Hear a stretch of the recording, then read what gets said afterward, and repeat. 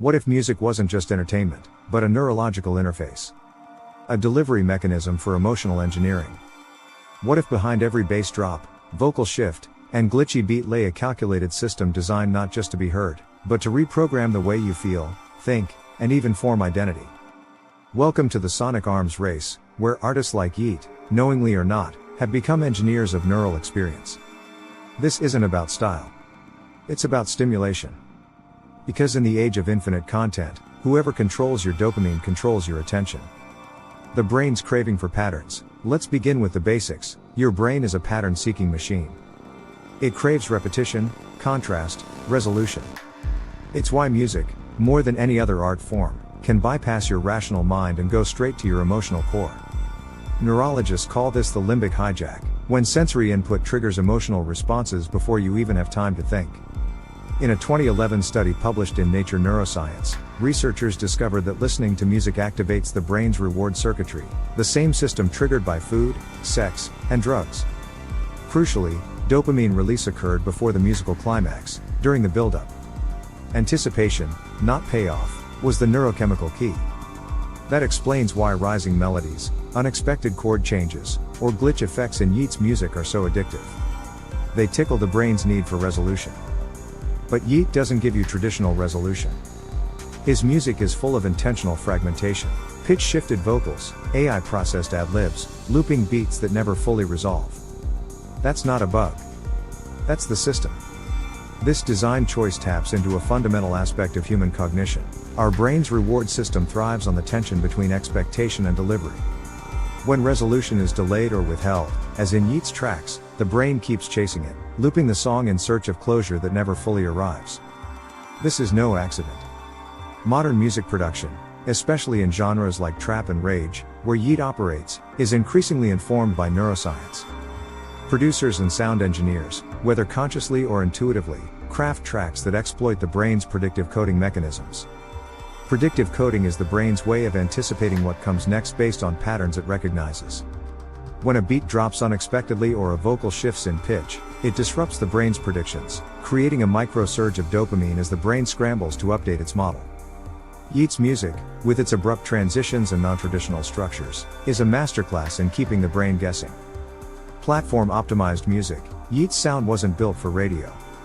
It was built for platforms. TikTok, Instagram Reels, YouTube Shorts, the modern content universe is engineered around 5 to 15 seconds of impact. And Yeat's producers know this. His songs start with no intro, no build-up, no story arc. They begin with the drop. Why? Because the dopamine window is short. You either stimulate or disappear. Compare this to traditional album-based songwriting, where songs were crafted like stories. In Yeat's world, music isn't a story, it's a loop. Hook-driven, texture-focused, emotion-agnostic. It's optimized not to be understood, but felt. Subconsciously. Viscerally. Immediately. Take, for example, Yeat's track Monëy So Big. In its opening seconds, it delivers distorted bass, robotic vocals, and a hypnotic loop that drills itself into your brain like an auditory worm. You don't need to understand the lyrics. You don't need to care who Yeat is. The sound carries its own emotional payload, compressed, repeatable, shareable. This is what behavioral psychologists call sensory branding. Just like jingles in advertising, these loops function as audio logos for a vibe, a mood, an identity. It's not music, it's mind architecture. This shift from narrative-driven music to loop-based, platform-optimized sound reflects a broader cultural change. In the era of streaming and social media, attention is the ultimate currency. Platforms like Spotify, TikTok, and YouTube are designed to maximize engagement, measured in seconds viewed, replays, or shares. Yeat's music aligns perfectly with this ecosystem. Its repetitive, fragmented structure mirrors the fragmented attention spans of modern audiences. Each loop is a micro-dose of stimulation, engineered to keep listeners hooked without requiring sustained focus. The uncanny valley of sound, there's something eerie about Yeat's voice. It doesn't sound entirely human. There's auto-tune, yes, but also pitch manipulation, robotic cadence, and intentionally clipped phrasing. The result is a voice that feels synthetic. Alien. But also familiar. Why does this work? Cognitive scientists refer to this as the uncanny valley of sound. When a voice is close enough to human but still artificial, it activates both our empathy circuits and our alert systems. This produces heightened attention. We lean in, not because we love the sound, but because our brains are trying to make sense of it. Yeat's music weaponizes this. It creates cognitive dissonance that demands resolution. But resolution never comes. So we loop it. Again.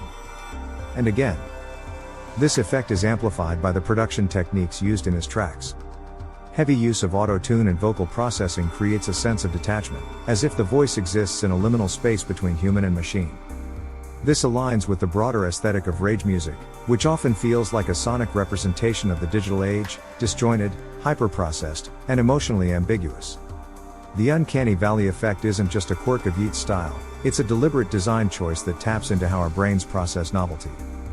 Novel stimuli, whether visual, auditory, or tactile, trigger heightened activity in the brain's salience network, which determines what deserves our attention. By keeping his vocals just human enough to be relatable but alien enough to be intriguing, Yeat ensures his music captures and holds attention in a crowded digital landscape. Algorithmic conditioning and social media. Social media is a behavioral casino.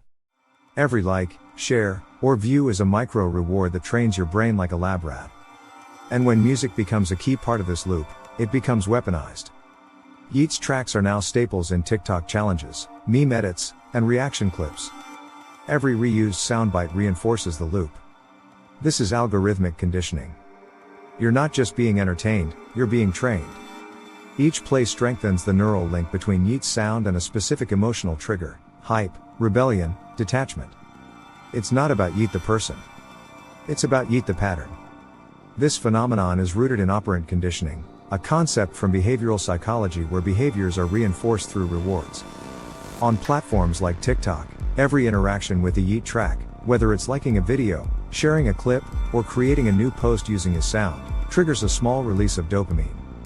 Over time, these micro-rewards create a feedback loop that associates Yeat's music with positive emotions, even if the listener isn't consciously aware of it.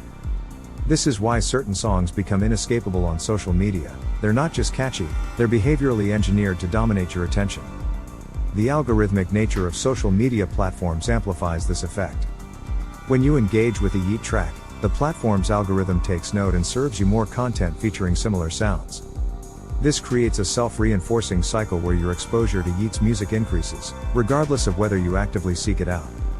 The result is a kind of digital echo chamber, where the sounds you hear are less a reflection of your taste and more a product of algorithmic curation. Historical context of sonic manipulation. This manipulation of sound isn't new. Religious hymns used repetition and resonance to produce trance states. Military marches synchronized soldiers' heartbeats and footsteps. Advertising jingles in the 1950s were engineered using the same music theory as classical compositions, because they knew what grabbed the brain. And some of the most iconic sonic logos in recent history, like Intel's 5-note chime or McDonald's "I'm Lovin' It" jingle, are built on neuro-associative design. These are not songs, they're commands in musical form. Even the startup sound of your iPhone is a mini trigger. It's engineered to create a sense of order, readiness, and trust. What's different today is scale and speed. Yeat's sound doesn't reach you once a week in church or once a night on TV. It reaches you hundreds of times per day via micro doses across platforms. A 10-second clip here. A remix there. A meme. A shout-out. A filter. It's like spiritual warfare, but for the attention economy. The rapid delivery of these micro doses is made possible by the architecture of modern platforms, which prioritize short-form content and constant novelty. Unlike traditional media, which relied on scheduled broadcasts or physical distribution, today's platforms deliver content in real time, tailored to individual users based on their behavior. This shift has profound implications for how music functions in society. In the past, music was often a communal experience, shared through live performances, radio broadcasts, or vinyl records. Today, music is increasingly individualized, delivered through earbuds and curated playlists. This isolation enhances the neurological impact of music, as there are fewer external cues to distract from the sensory experience. When you listen to Yeat through noise-canceling headphones while scrolling TikTok, you're not just hearing a song, you're immersing yourself in a neural feedback loop. Music as identity signaling. Music is no longer just about taste. It's about identity signaling. When someone listens to Yeat, they're not just consuming a track, they're broadcasting membership. The slang, the beat choice, the fashion, even the memes that orbit the music all function as tribal markers. This isn't inherently bad. Humans crave community. But when identity is mediated by algorithmic distribution, it becomes fragile. Your vibe is maintained not through conversation or shared experience, but by continuous re-engagement with a content stream. If the stream shifts, so does your identity. This phenomenon is particularly pronounced among younger generations, who use music as a shorthand for self-expression in digital spaces. Posting a clip of Yeat's music on TikTok or Instagram isn't just about sharing a song, it's about signaling affiliation with a specific subculture, aesthetic, or worldview. The fragmented, hyper-stylized nature of Yeat's music makes it ideal for this purpose, as it provides a distinct sonic and visual palette that can be easily repurposed into memes, dances, or other forms of user-generated content. This dynamic is further complicated by the role of algorithms in shaping identity. When platforms prioritize content based on engagement metrics, they effectively dictate which cultural markers gain prominence. If Yeat's music trends on TikTok, it's not necessarily because it's universally loved, it's because the algorithm has amplified it to maximize clicks and views. Over time, this can create a feedback loop where certain sounds, styles, and identities dominate, while others are marginalized. Neuromarketing and sound design, the tools used to engineer Yeat's success, are the same tools used by corporations to engineer purchases. In neuromarketing labs, companies study how sound affects the brain's decision centers. Low-frequency hums can increase arousal. Rising tones boost anticipation. Even silence can be used to create tension. This isn't theory. In a 2020 experiment, shoppers in a grocery store exposed to a background playlist of algorithmically optimized tracks spent 23% more on average than those who shopped in silence. The kicker? None of them noticed the music. This is the power of ambient sound. And in Yeat's case, his music becomes the ambient backdrop of Gen Z digital life. It's not just what you dance to, it's what you scroll to, eat to, sleep to, vibe to.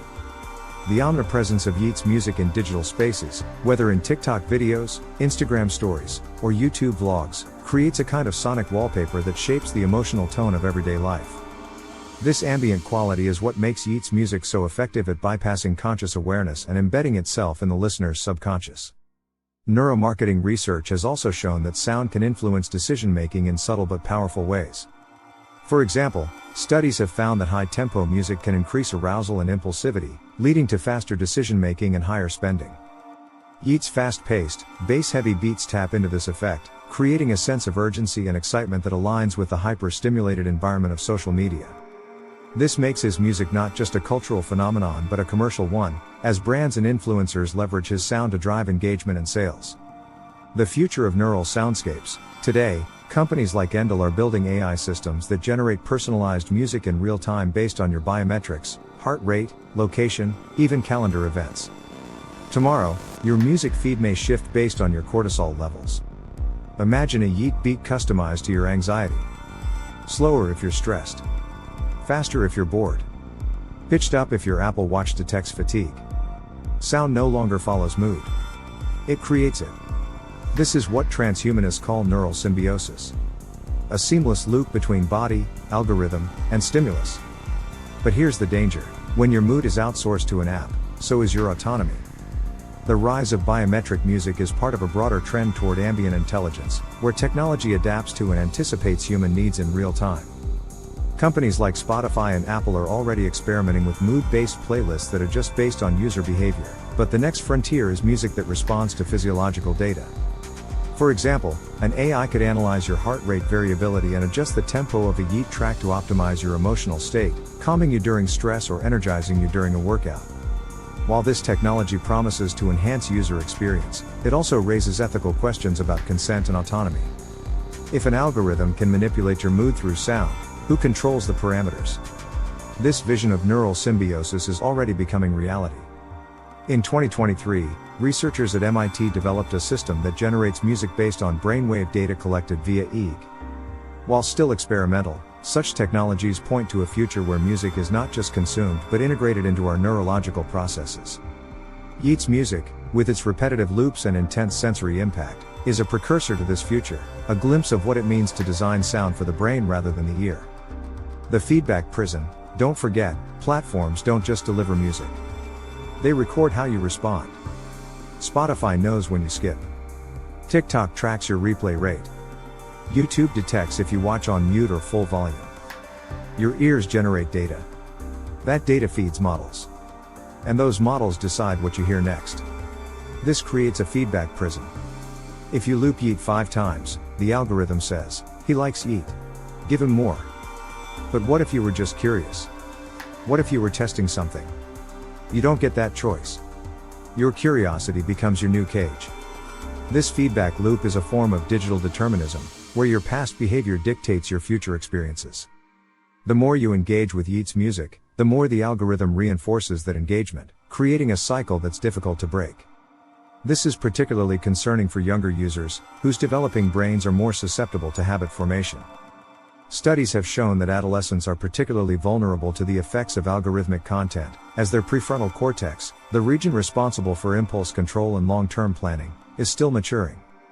The feedback prison also has implications for cultural diversity. If algorithms prioritize content based on past engagement, they risk creating a monoculture where only the most engaging sounds and styles survive. Yeat's music, with its viral appeal and platform-optimized design, thrives in this environment, but less algorithmically favored artists may struggle to gain traction. Over time, this could lead to a narrowing of musical diversity, as platforms amplify a handful of dominant sounds at the expense of everything else. The neurological cost of hyperstimulation. And there's more.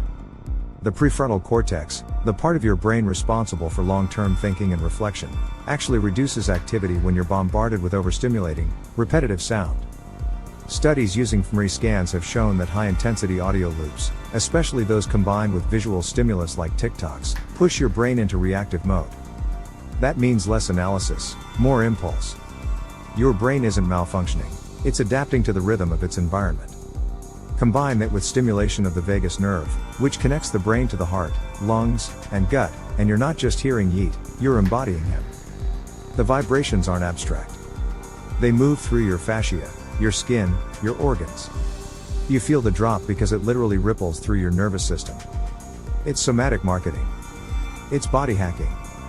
And it's already normalized. The somatic impact of music is an underexplored but critical aspect of its power. Low-frequency sounds, like the bass in Yeat's tracks, don't just stimulate the auditory cortex, they resonate in the body, triggering physiological responses like increased heart rate or muscle tension. This physicality enhances the emotional impact of the music, creating a multi-sensory experience that's more immersive than traditional listening.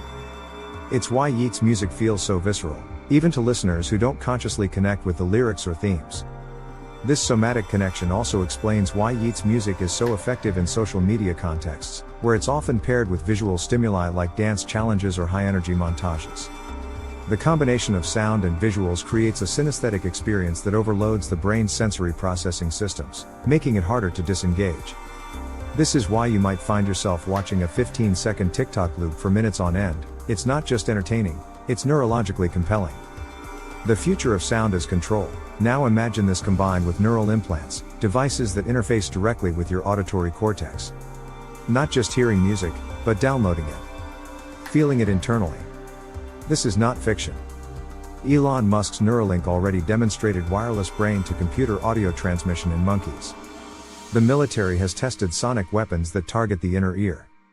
What's coming next is ambient intelligence, music that reacts to your every move, mood, and thought. When Yeat 2.0 drops in the future, it may not even be a song.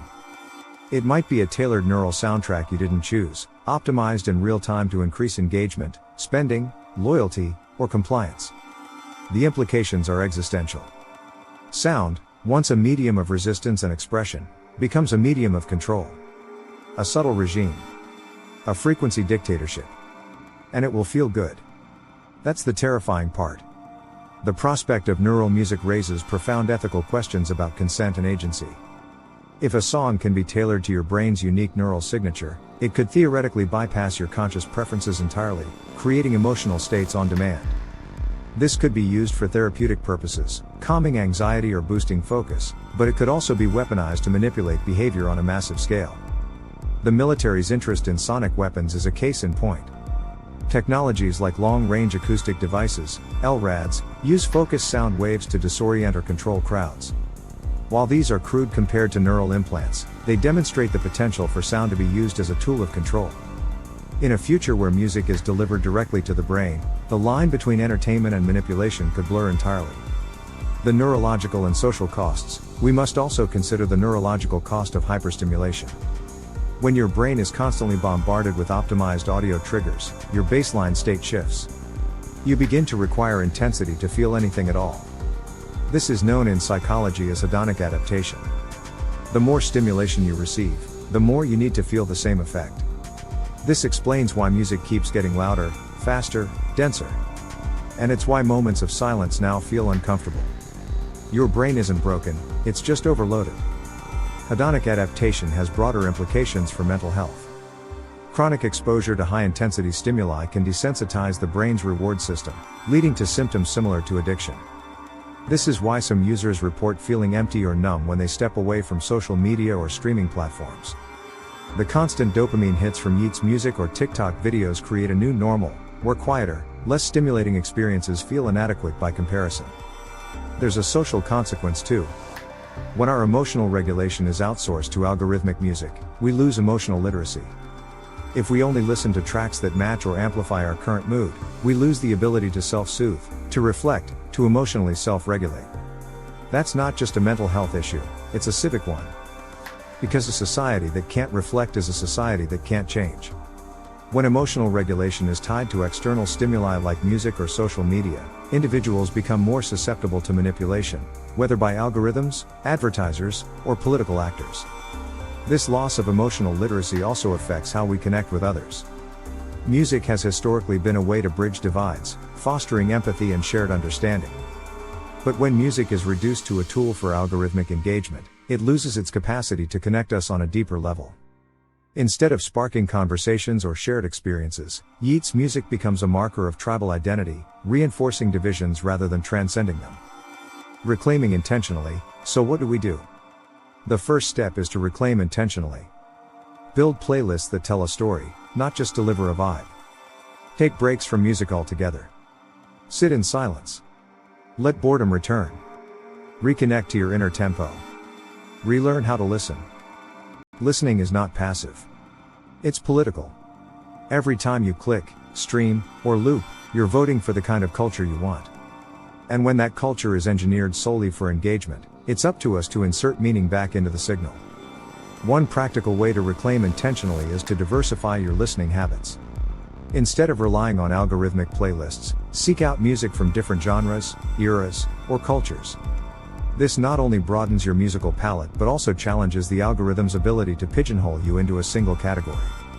You can also experiment with analog listening, vinyl records, live performances, or unamplified instruments, to reconnect with the tactile, human elements of music. Another strategy is to practice mindful listening. Instead of using music as background noise, set aside time to listen actively, without distractions. Pay attention to the structure, lyrics, and emotions of a song. This can help you develop a deeper appreciation for music and counteract the numbing effects of hyperstimulation. Finally, consider the role of silence in your life. Silence is not just the absence of sound, it's a space for reflection and introspection. By carving out moments of quiet, you can reset your brain's sensitivity to stimuli and regain control over your emotional state. Conclusion: awareness as resistance. Yeat's music isn't dangerous because of what it says. It's dangerous because of what it bypasses: reflection, slowness, nuance. But that doesn't mean rejecting it. It means understanding it, dissecting it, reframing it. That's what this script is about. Not attack, but awareness. So the next time a beat drops and your foot starts tapping and your mood lifts inexplicably, ask yourself, who designed this feeling? And who benefits from your reaction? Your ears are portals. Guard them like your thoughts. Because in the war for attention, sound is the front line. This is Brain Buzz Media 24. Investigating the systems behind the sounds. If this changed how you hear, share it.